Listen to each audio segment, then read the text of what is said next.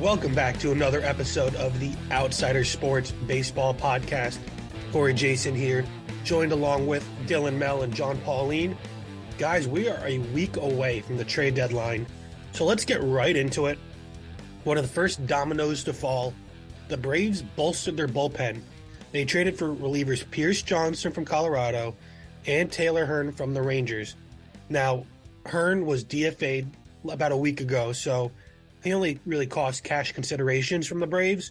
But Pierce Johnson, he got the Braves 10th and 26th overall prospects. So dominoes are falling. I wonder if we're going to start to see a run on relievers at this point because a lot of teams really need them.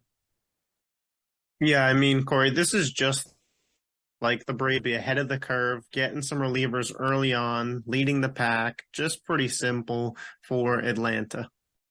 Now, we also this weekend had the Baseball Hall of Fame ceremonies. Fred McGriff and Scott Rowland officially inducted. Two guys that I was really happy to see get in. I'm very big into the Hall of Fame. I love watching the tracker and everything during the winter. One of my favorite times of year. So here's a couple new guys for the class of 2024. Let me get you guys' thoughts on it. Let's start off with Adrian Beltre. Yeah, I mean, Beltre is just one of, the best hitters that we got to see growing up. Personally, he was a thorn in our side as Yankees fans from time to time, but Beltre is definitely a solid Hall of Famer. Yeah, I think he's the only newcomer that's a clear cut, should definitely get in the Hall. I think he's got a strong shot to be a first ballot guy too, which is always cool to see. But let me run through quickly the next four guys I want to mention.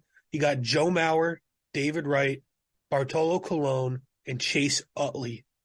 Now, I personally don't think any of those guys I don't think Mauer, Wright, or Utley are Hall of Fame worthy, but I do think Big Sexy deserves to get his day in Cooperstown. Longevity, he was dominant, Cy Young finishes, top tier in the league during his biggest stretch in the early to mid 2000s into the run with the Mets into the World Series in 2015. He had a good stretch. Now, he is somebody marred by, steroid use, but I think we can overlook it because he served his time. And really overall, he just seems like somebody who may be a compiler, but more than deserving.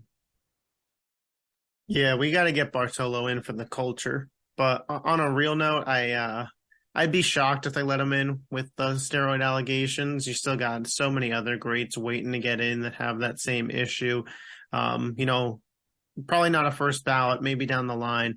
I think it's funny. Ben's out sick, and you're saying David Wright's not a Hall of Famer. I wonder how he's going to be reacting when he gives this a listen. I'm also wondering how John reacted when he heard you say Chase Utley, not a Hall of Famer. I think they'll both agree with me because I'm right. I kind of agree with you, Corey, on it a little bit, but I mean, do you think they eventually maybe change, guys who don't have really long careers and stuff, and they kind of, because a lot of guys are having shorter baseball careers now and stuff, and they're not putting up, I guess, the stats as guys in the past have. So do you think, maybe, none of these guys maybe not first ballot Hall of Famers, but do you think, down the road, they start looking at, what they did in, a short period of time and kind of not lower the requirement, but take into account of the kind of careers that they're having now. If any of that's going to start, it starts with Thurman Munson and Don Mattingly. If those two guys can't get in, then you can't really look at anybody's career in a nutshell and kind of appreciate the shortness of it, because those are two guys who they had their prime cut down by death and then injury. So you can't have, those guys sit out while other guys make it for the same reasons that they were kept out. So I don't think the voters will look at that. Eventually, I think the Veterans Committee might consider that a little bit more, but for your initial 10 years on the ballot, I don't think that'll be considered slightly. But now let's go on to, some more modern baseball talk with the Baltimore Orioles, who now lead the AL East. They took 3 out of 4 from Tampa over the weekend, and now they're sitting 2 games up, and things might get interesting now with the AL East. Baltimore running away with it. How do they keep this lead? Is Tampa done? Tampa's had a worse record than the Yankees since the All-Star break. What's Tampa going to do to get back on top? Yeah, so I want to start with Baltimore. They're a team last year that was a darling team that everybody, even I think AL East fans, just kind of rallied behind. And you love to see a homegrown team like that who's been struggling for years kind of turn it around. And I'm not sure if anybody expected them to be fully World Series contenders this season. I know in the pre-show, I don't think a lot of us were calling for it, but it is really nice to see them. Like, they're a team that you feel like has truly earned it. And they're getting hot at the right time here, and they're certainly going to be buyers at the deadline, which we'll get into a little bit later. And as for Tampa, I think this is part of the problem of not having star power. You don't have a consistent bat or two of a real star level player to hold you over through these slow stretches. With Aaron Judge, we know what he does for the Yankees, carries that offense. You see other guys around the league, Shohei, Bryce Harper a couple years ago, Ronald Acuna for the Braves. It's a guy that you can consistently count on. And while Wander Franco and Yandy Diaz were all-star caliber in the first half, you wouldn't really put them in the tier with those guys, and it's starting to show a little bit for Tampa. Now let's kind of get into talking a little bit about what each team kind of either we think needs to do or what they need. Again, the deadline's a week away. It's Tuesday, August 1st, 4 p.m. That's the trade deadline. So we're really down to the wire. We're going to start to see guys go and move. So let's start it off in the NL West. We're going to go with the Rockies. I think that the Rockies, they just need to get rid of anybody that has really any type of value. They got Brad Hand, Brent Stutter, CJ Crone, Randall Grichuk, and Jerkson Profar. They just need to build up that farm system. I don't know if there's anybody specific that they could look to target and get in return for those guys. But those are some names I think that they should really look to move on from. Now, the Padres, I don't really know what they need to do. They should sell their rentals. You got Josh Hader, Blake Snell, guys that they can get a pretty decent prospect for. But they shouldn't try to move Soto or anybody that's controllable. Dylan and John, I'm really interested to hear what you guys have to say about what the Padres should do, because they're a pretty interesting team, because their window, even with all that money they spent, is kind of closing slowly. And they're low-key, I think, doing worse than the Mets with their expectations. So I'm not really sure what they should do, but they should definitely, if they're not in it, move at least those two guys that are rentals. Yeah, Corey, I couldn't really agree with you anymore in terms of what I would do if I was the Padres. It's kind of a tale of two halves when you think about it, because their record is below 500, but their plus 52 run differential is the second best in the NL West. And if I hadn't showed you records and just showed you run differential in the NL West, you'd have been like, oh, the Padres are about where I expected, Dodgers leading the division, and then Padres behind. So when they're winning, they're showing the ability to put up runs and stop your team, and losing close games, which really sucks. But, like you said, do you think the turnaround's going to happen? I wouldn't bank on it. You can get some assets from moving guys like Snell and Hader while still holding on to your core, which I think is still relevant for the next 2 to 3 years. Tatis is obviously still young.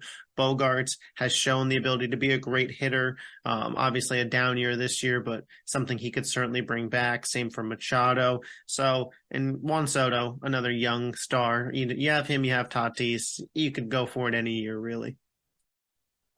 I think the Padres expected, I think everyone and the Padres expected for them to do, better this year and be in a better place than they are right now. So, I mean, I don't know if you want to necessarily, get rid of both Snell and Hader, but I think it would do them good to get rid of at least one and kind of get, some other pieces for down the road and help them build up, down the road. Because they still have, like you were saying, like Tatis and all these other guys there that they're invested in. So, I mean, I don't know if I, get rid of both, but I feel, get rid of both because you still have a chance to in the playoff, and you might want to, you'd be nice to have Hader or Snell in the playoffs. But I mean, if you can get rid of one and get some stuff for it and still keep one and make it in the playoffs, then I would say do that. But I don't know if I'd get rid of both. Now, how about the Giants? Their starting pitching has been really the bane of their season right now. You got, guys that just aren't really getting it done. So I think they should be buyers, and I think that they should really try to go after starting pitching. Yeah, guys like Giolito and Lance Lynn that could be out there. Blake Snell, who we just mentioned. Don't know if he goes interdivision, but that's somebody they should at least ask about. So I think that the Giants should trade and try to get some starting pitching. Yeah, Corey, I agree. I think the Giants, we talked about them last episode going after Shohei Ohtani, but aside from him, I think pitching is something this team could really use to, push for the wild card. With that additional wild card spot now added, we're going to see a lot more teams buying than selling, I think, this year around. Maybe in years prior, the Giants would have been a 50-50 team, but I think with that additional wild card spot, they're going to be all in and be buyers. Now we'll move on to the Dodgers, and I think they're almost in the same boat. Most of their rotation is rookies, so they need some starting pitching. Plus, relieving never hurts, and I think that's where they should focus. They're not out of their division. They're not out of the playoffs. Bolster that rotation, bolster that pen, and see if you can make something work down the stretch. Now, the Diamondbacks are an interesting case because they started off so hot, but they've kind of faltered a little bit. And I think to get back to where they need to go, it's not really an offensive thing, but like getting an Ohtani would be pretty incredible for them. But they need actual relievers and a closer. Their bullpen has been less than stellar. So I think adding some really solid, valuable guys back there will really, really help their chances and really make a better play for October than going into with what they have now. Yeah, Corey, I definitely agree with you here. Their starting rotation, especially Zach Allen, just kind of came back to reality a little bit. He was under a 1 ERA for the first couple months of the season. Now he's at a 3.18, so still a really solid pitcher, but back to, reality where you need a good bullpen if you're going to be a top tier team. They need one. Those are the moves that they should make at the deadline to try and make a World Series level push. The Diamondbacks definitely need like pitching, specifically in the bullpen pitching. And I think if they're going to make those trades, which they certainly should, it shouldn't be for just rentals. Like they should actually go for maybe some more long-term help in the pitching realm there in the bullpen, so they can kind of maybe like repeat the success next year and years to come. Now let's get into the NL Central, one of the most up for grabs divisions in the league. And we're going to start off with the Reds, and I think with Hunter Green and Nick Lodolo out for who knows how much longer, the Reds just need starting pitching. Elly De La Cruz can only get you so much with the spark he brought. Get some pitching to really help lock down this division, because once you get into October, who knows what can happen. But if you don't get there with your rotation, you might not have a chance to make any magic. Then after the Reds, we're going to go to the Pirates. And you know what? A guy that's really been brought up and somebody who might fit the Diamondbacks really well, especially how John talked about controllable arms. David Bednar has been floated around. The Pirates said they'll be listening at the very least. They kind of faltered after a hot start, but they should really keep their vets, in my opinion. They got a young team. What can they realistically get for like a Rich Hill or a Carlos Santana that'll outweigh the veteran presence they have in teaching some of the younger guys on the team? Because they're not going to get you any type of big name prospects or really anything strong like that. So why not just keep them and let them keep working with the younger guys? But Bednar is an interesting name, I think, to look out for.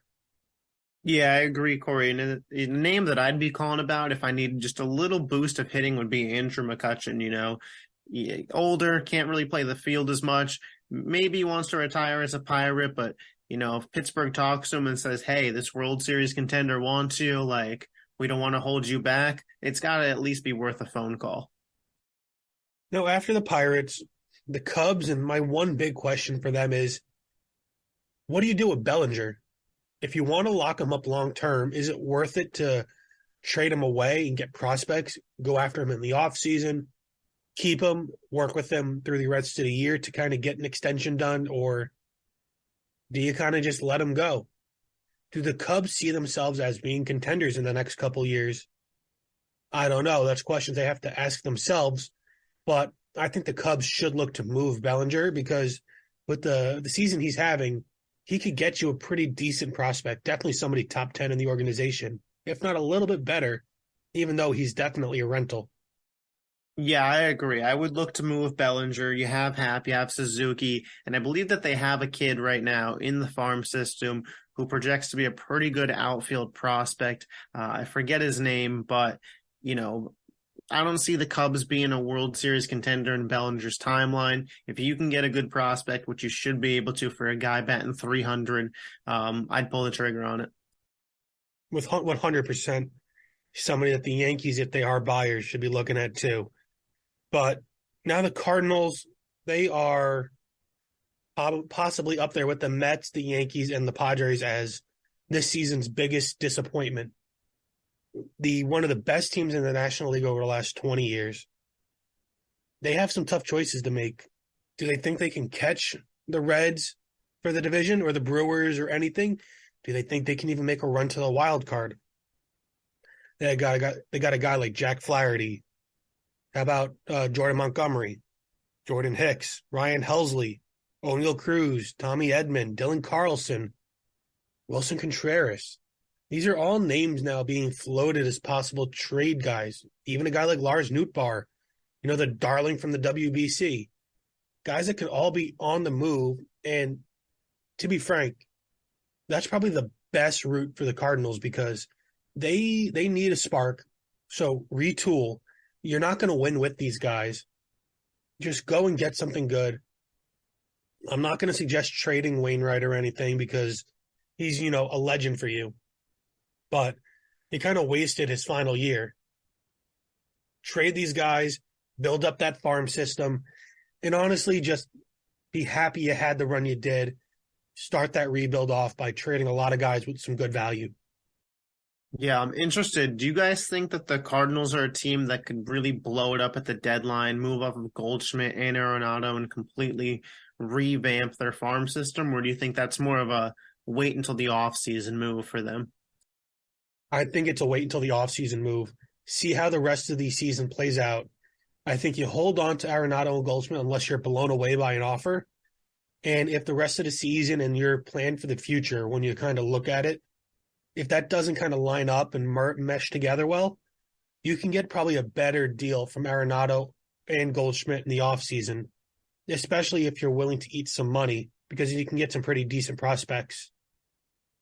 I think unless teams are like knocking on the Cardinals' door, figuratively, like trying to get these guys and willing to give up, just major prospects and stuff for them, I think, they might maybe get rid of one, but both, I'm not sure.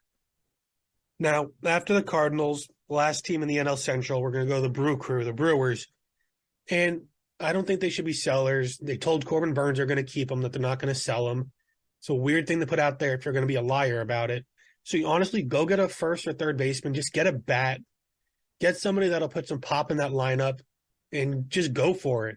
You're kind of in a weird spot because you're too good to sell, but you're really not good enough to compete deep down. So getting a bat might give you at least an edge to make it out of one round, maybe into the second round of the playoffs. Yeah, if I was Milwaukee, I'd be buying for a bat and just, you'll get in. And you just got to hope that you get hot at the right time. It is baseball. They get hot for a stretch there. They can make a run. Now getting into the NL East, John, this is going to be all you this section. We're going to do some Philly talk. I personally think their biggest need is a righty power bat, or really just a righty bat in general. They're pretty lefty heavy. What do you think about that? Anybody you specifically want? And honestly, just give us the state of the Phillies as it is right now. I mean, another righty bat wouldn't be, the worst thing in the world. I'm not sure any specific names, come to mind. Though, they like off the top of my head right now, but I'm not sure exactly what's going on in the Phillies because it seems like it's either the pitching or it's the hitting. It's like when one's going good, one's going bad. And it seems like lately after this All-Star break, it seems like the Phillies just kind of just fell off a cliff. I mean, they were on a really good run before All-Star break. They dropped 2 against Miami right before the start of All-Star break, and I was hoping, All-Star break was what they needed and to come back strong, but they're just not.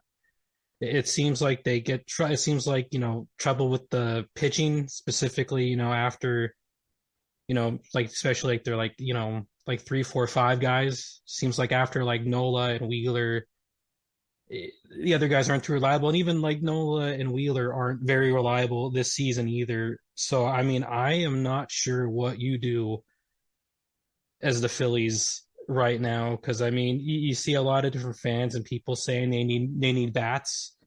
See, you have other ones saying they need like pitching, they need arms. So I mean, I'm not sure I'm not sure what you go and get and stuff. I mean, I don't know if the Phillies really have the prospects and people to just kind of go and trade and get rentals and stuff, because I mean, I don't know if their farm system is very strong right now. I mean, they have some guys there and stuff, but I don't know if they really have the guy. I don't know if they really want to sell everything. They get a few guys here and there, especially in the pitching department. So I mean, I'm just not really sure what you do. Yeah, I mean, we've talked about this a couple times. If I'm Philly, I'm going after another pitcher. It doesn't hurt to have starting pitching depth, and I really think that they could use a fifth guy. They've been climbing up my power rankings personally. They're inside the top 10 now. This is a team that's gotten better, in my opinion, just as the season has progressed. And this is a team that was in the World Series last year. It's a team whose lineup you don't want to face in the playoffs. They are scary and made for October baseball. So if you could bring in another bat, sure, but I'd focus on another power pitcher like Giolito personally, and let them make a run again potentially. I think the Phillies, what screwed the Phillies up, I think the Phillies were really hoping Painter was going to come up this year. And now he's going to be out probably until I think it looks like 2025 now, because he's going to be getting surgery now. So he's done for the season and stuff, and probably done all like next year too. I mean, I'm thinking maybe you might see Mick Abel maybe make an appearance late in the season here if they bring him up and they need arms. If they're like make the wild card and playoff contention, you might see him bring up there. But I think that really screwed them up, and I think they might be scrambling at the deadline to get pitching. Yeah, you can never have too much pitching. And that's really the moral of the story we're going to talk about a lot, really, is pitching, pitching, pitching. That's what everybody needs it. No matter how good your rotation, your bullpen is, you can't have too much. Now, after the Phillies, the Nationals are also somebody who they're not going to buy, obviously, but they got to move guys like Heimer Candelario and honestly Carl Edwards Jr. as well. Plus, you saw the move Soto last year. They like getting big deals for controllable players. So a guy like Lane Thomas could be a pretty big player at the deadline that'll net them some good prospects. Now, after the Nats, you're going to go talk about the Marlins. Because the Marlins, it's go time. I don't know what they're waiting for. They've always played this coy, we're contenders. Psych, wait, no, we're not. But, maybe in a year. They're never going for it. And I think this is a perfect time. It's a weak league right now. Just all around, I don't think anybody is blow you out of the water good. Even especially in the NL, even the Braves, they're a beatable team at times. So honestly, if you're the Marlins, you have a decent farm, just go for it for once. Give your fans something. Just go for it.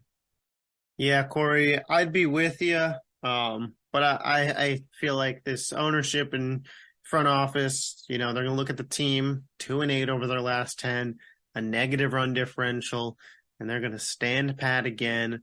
They're a team that was floated around as interested in Gleyber Torres for years now. Maybe that's the move that they make, but it's not even really necessary anymore now that you have Arias. So I'm guessing that they just kind of stand pat yet again. Now let's do a little bit of Mets talk. I personally think the Mets stand pat. I don't think they make really any moves of note. Maybe they get rid of Vogelback. Maybe they get rid of Marte or Kana.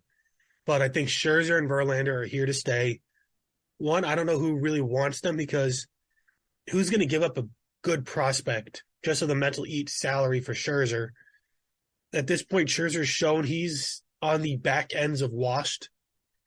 He can't pitch in big games now. He just hasn't been able to do that since – I don't even think he was able to do that as a Dodger. Maybe when the Nats won the World Series was the last time he was successful in a big game. Verlander, I'm not too much worried about. I think he's still reeling a little bit from that early season injury. He's getting better. consistency's been an issue. I think the Mets pretty much stand pat and try to run it back in the offseason with the same roster, more or less, plus or minus an Ohtani or two. Yeah, I tend to agree with you. However, I've seen reports that the Giants are calling about Justin Verlander, and I think that that's a very interesting potential move. If, Steve Cohen's unhappy, wants to make a move, wants to get some young guys out there, the Mets, for all their struggles, they do have a lot of starting pitching. If you'd like to kind of see what you have going into next season, let those guys get some more time, move off of Verlander if you think he doesn't have it anymore, or maybe even try and move off of Scherzer if you're like, Verlander still does have something and we'd rather move Scherzer. Perhaps the Giants are willing to bite there, or another team that's just kind of desperate for pitching. It's a lot of money. Obviously, it's not a salary cap league, but, there's luxury tax at play, and so, Steve Cohen's a smart guy. He doesn't want to spend a bunch of money just to lose. Now we got the Braves. They're going to be the final team in the NL we're going to talk about. And honestly, there's not many holes on that roster. So I think get pitching, starting pitching, bolster up the back end of the rotation, maybe keep adding relievers. You got 2 earlier. Get a couple more. You don't really have to do too much. Just make sure your guys stay healthy. At the end of the day, that'll keep them from a championship is if their guys aren't healthy and they falter down the stretch. Now, getting into the American League, going back to the West Side, I'm going to go with the Rangers. The hottest offense in all of baseball, the largest run differential. And that's really all they have right now is the offense. They need pitching to really help save the offense if they struggle going down September, late August, when the summer gets long and the fall starts. Offenses don't always stay hot. They kind of get cool with the temperature. And honestly, the Rangers need more pitching. DeGrom went down. They just don't really have any guys that can really shoulder a bunch of innings.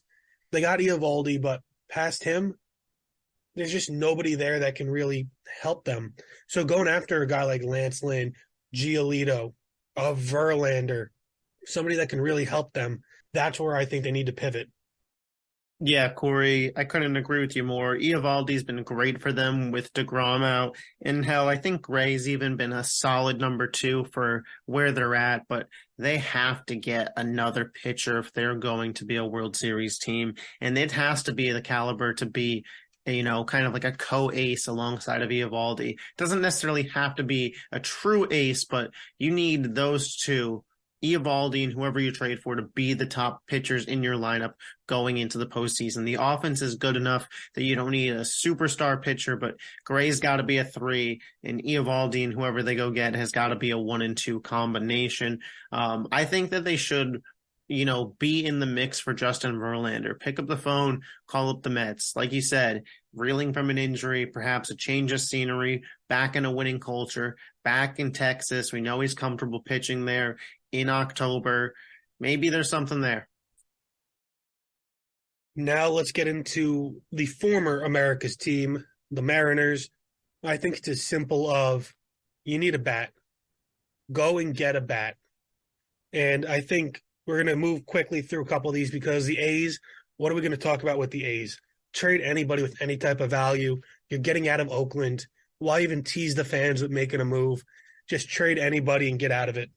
The Astros, same thing. They need pitching. I don't think the Astros are as good as they were in years past. Jordan's injury definitely hurts them, but you need starting, get a couple relievers, maybe make a run with the Rangers still, reeling with some injuries and the offense really being the only thing going. But outside that, the Astros will be fine. They don't really need much. The Angels, shit or get off the pot. Trade Ohtani, don't trade Ohtani, but don't play the coy, oh, we're going to sell, but not Ohtani, or we're going to buy and go for it. Just do something definitive. Either go balls to the wall and buy or sell. Just do something and go full force. Yeah, I couldn't agree more. For the Angels, if they just stand pat and are like, we're waiting out the Mike Trout injury, it's going to be so disappointing. And it's almost going to be just a death note on Ohtani staying with you guys. The question I want to just quickly ask you guys on the AL Central, because I don't think we necessarily need to touch on a lot of teams. Is there any team that you think should really be buying in this division? I don't think buying is the right word, but I think the Twins are the only team that should even consider trying to get better at this point because they have that division. I think I don't want to say on lock, but they're the best of a bad situation. So why not try to get out of the first round, get some of that good postseason money, get the fans excited? They're the only team I think that should be able to do anything. And now, speaking of the AL Central, just to quickly run through them, because again, they're bad. There's not much to talk about. The White Sox, they need to move a Cease, a Lynn, a Giolito, even consider moving a Robert or an Eloy Jimenez. Just, you have no farm system, move these guys and start from scratch. The Twins, you need a righty power bat. Just get something to bolster that offense. The Tigers, you got Eduardo Rodriguez and Michael Lorenzen that you can get something for. The Tigers are going to be good in a year or two. They're like a wave behind the Orioles and the Reds. Start looking for that. Try to get some guys that are a little closer. And then also you got the Royals. Carlos Hernandez, trade him and maybe Salvi. They're another team with nothing going for them. Trading Salvi would at least net them something good. But do you really want to trade the face of your franchise, a catcher, especially at the deadline? You can wait till the offseason and try to get a lot of teams bidding on him and get the best return possible. And then also, lastly, you got the Guardians. Bieber's hurt. You can't really move him now. Maybe go for it and get a power bat, see if you can overtake the Twins. Stand pat. There's not much for the Guardians to do. Just a bad division overall. But then on the flip side, you got the AL East. Every team is still over 500 by a couple games now. You got the Red Sox. Go for it. Go for the wild card. Get some starting pitching and some bullpen help. Your offense is fine. Masataka Yoshida has been great. Get some starting pitching. Yeah, Corey, I think every team in the AL East is going to be buying. Baltimore is right there in a World Series run. Tampa wants to stop themselves from reeling. Toronto knows that the talent that they have is good enough. And then Boston and New York, they're right there for the wild card spots when you look at them record-wise. A question I want to float to you is now, the Yankees coming off a sweep of the Royals. Obviously, we'll see how this week plays out. But let's say they go 3-2 this week. They're probably going to be looking to buy somewhat. Now with the Jose Trevino injury, are they buying at the catcher position, do you think? Or maybe using Rortvet, Wells, some of those young guys? You mentioned Salvador Perez before. Is that a name that the Yankees call about? Well, let's hold off on the Yankees because I have some more questions that kind of plays into that. I was going to end with them because I think we have the most to discuss because that's a really good question. But you're right. The Rays, they're reeling. They need starting pitching help with McClanahan's injury, right? You got Baltimore. They need to go for controllable players, not really guys for this year, but guys for this year, next year, and maybe a year after. You have one of the best farm systems we've seen in a long time. Go and get something good. Plus, the Blue Jays, I don't think that they're built to win. I just don't think they have any winners on their roster. Got a lot of crybabies, to be honest, guys that just don't have that winning mentality. So they should buy, but I don't think it'll do them any good. And then you were saying with the Yankees, sell, buy. I think they stand pat at catcher. I think Rortvet will be good enough. I think he's going to go on a bit of a run, get Yankee fans excited. Herman, Glaber, Bader, guys that I think that they should at least consider moving because their value is still pretty high. I think the Yankees should still sell. I think sweeping the Royals is the Royals. So that shouldn't change the direction. Play for 2024. 2023 is cooked. Unless you're getting an Ohtani or a Soto, stay out of the buyer's market and try to get anything back to build up that farm. Yeah, we've talked about this. I think it depends on price, and I think it depends on what they know internally about Aaron Judge. Nothing has been released to us, so we can't go off of anything. But if they expect him to come back by maybe early, middle August, then yeah, see if you can buy a couple pieces here and there. Nothing crazy. Don't sell the farm, but if there's a piece or two, a Cody Bellinger, a bullpen arm that you can get, just something to keep you around in that wild card territory, then go for it. Again, maybe that Royals series was the confidence boost this lineup needed. I think this is a huge week for them. Series with the Mets, series with Baltimore. We'll see where you're at. Gauge where you're at against these teams. If you go 3-2 or if you go 4-1, then sure, kick the tires on buying. But if you go 0-5 against these teams, then yeah, it's time to play for next year. Now let's kind of quickly go through our stud and our dud, and also a weekly series highlight. Combine those two sections together because I think really everybody's just worried about the trade deadline.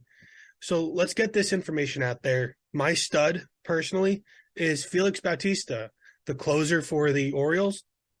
Over the last week, he's 1-0 with 3 saves in 5 innings, giving up 3 hits, 9 strikeouts. Just an elite run from the newfound King Felix, I think is what Seattle's hating him being called. And I kind of like it. My dud, Tigers starting pitcher Mason Englert. He's on the 15-day IL now with a hip injury. But in 2 1/3 inning, he's lost a game, 1 walk, 1 strikeout. Against San Diego, he gave up 9 earned runs on 10 hits. Just an incredibly bad outing. Now, my series I really want to highlight, the Angels go to Toronto. This could be Ohtani's last series as an Angel. Plus, Toronto's trying to figure out where they stand in the playoff race, as are the Angels. But as Ohtani kind of sees his time with the Angels possibly running out, this could be the end for him. So that's going to be a must-see TV, must-see matchup for me. Yeah, Corey, for me, my stud, CJ Cron, 4 homers, 5 games, enough said. My dud, Alex Wood of the Giants. The Giants get swept by the Nationals. First time that the Nationals have swept a team since 2021. Alex Wood gave up, I believe, 5 in 4 innings. And my series matchup, Orioles, Yankees. And yeah, this is a biased pick, but where do the Yankees stand? What should they do at the deadline? This series will tell us. My stud this week is Yu Darvish. He's finally pitching good after the All-Star break. Last 2 starts, he has 2 wins, 9 hits, 1 earned run, 3 walks, 16 strikeouts for 12 innings pitched. And my dud is Ellie De La Cruz. He's kind of in a slump now with, he had 3 hits, 1 home run, 1 RBI, which he hit yesterday at the end, end of the week. 3 walks, 1 stolen base, got caught stealing twice, and is batting 130. So just you kind of in a slump. Hopefully the home run pulled them out of it yesterday. And my weekly highlight this week's going to be Miami at Tampa Bay. You got 2 teams that were doing really good first half of the season. Kind of fell off now. Interesting to see if they can come back and their former selves. Well, that'll do it here for the Outsider Sports Baseball podcast. Catch us, outsidersports.net, Twitter, outsidersports3, YouTube, TikTok, just search up Outsider Sports. That'll do it here. Corey, Jason, Dylan, Mel, John, Pauline. Catch you guys next time.